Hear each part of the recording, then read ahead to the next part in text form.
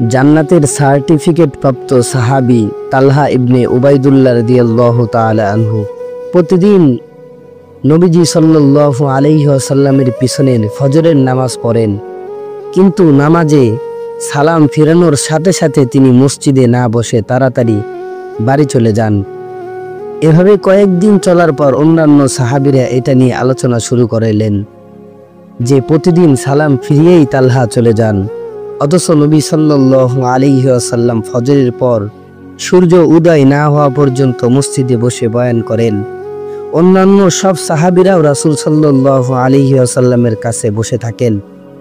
এক পর্যায়ে এই কথা নবীজির কানে পৌঁছালো। নবীজি সাহাবীদের বললেন, আগামীকাল ফজরের নামাজ শেষে তালহা যেন আমার সাথে দেখা করে।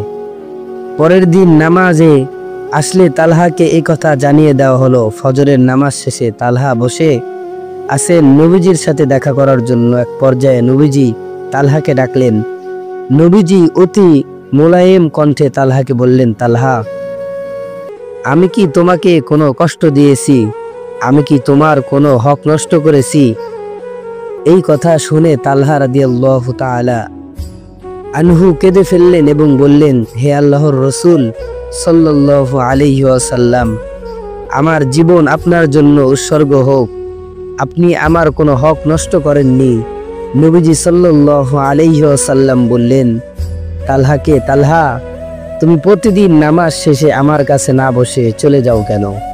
তালহা কেঁদে কেঁদে বললেন, রাসূলুল্লাহ সাল্লাল্লাহু আলাইহি ওয়াসাল্লাম, আমার এবং আমার স্ত্রীর সতর ঢাকার জন্য একটি মাত্র জামা আছে, যেটা পরে আমি যখন নামাজ পড়ি আমার স্ত্রী তখন গুহায় থাকেন, স্ত্রী যখন নামাজ পড়েন আমি তখন গুহায় থাকি।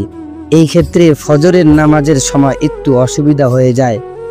ইয়া আল্লাহর রাসূল, ফজরের নামাজে আসার সময় আমি আমার স্ত্রীকে একটা গুহায় রেখে আসি। এমত অবস্থায় আমি যদি নামাজ শেষে এখানে বসে থাকি তাহলে তো আমার স্ত্রীর নামাজটা কাজা হয়ে যাবে। ইয়া আল্লাহর রাসূল, এই জন্য আমি নামাজ শেষে দৌড়ে চলে যাই। তালহার কথা শুনে আল্লাহর রাসূল দর করে কাঁদছেন। নবীজির দাড়ি বেয়ে বেয়ে চোখের পানি পড়তেছে। সাথে সাথে নবীজি তালহাকে জানিয়ে দিলেন, তালহা রে, নিশ্চয়ই তুমি জান্নাতে যাবে।